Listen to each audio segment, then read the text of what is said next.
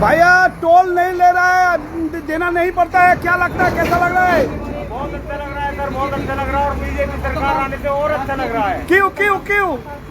क्योंकि उससे भ्रष्टाचार और थोड़ा खत्म होता है।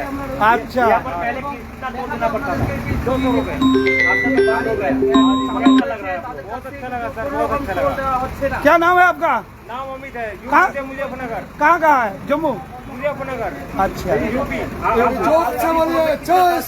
দেখে দর্শক এই মুহূর্তে ফুলবাড়ির এই যে টোল রয়েছে, ফুলবাড়ি বাইপাসের টোল একেবারে টোল ফ্রি করে দিয়েছে বিজেপি কর্মীরা।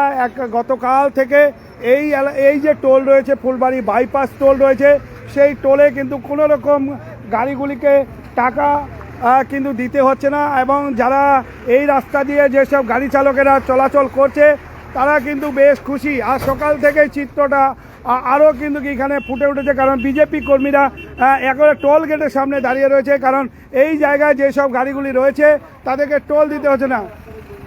দাদা টোল দিতে হলো?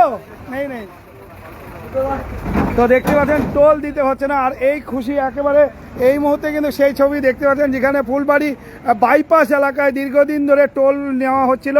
আর এই টোলে যে রাস্তা প্রায়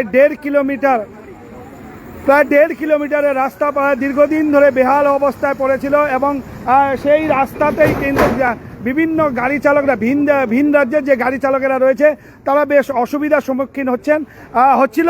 এবং গতকাল বিজেপি জয় পেতেই কিন্তু তারা প্রথমেই যে ফুলবাড়ি টোল গেটের যে টোল গেটটি রয়েছে সেই টোল গেটটি কিন্তু একেবারে ফ্রি করে দেয়।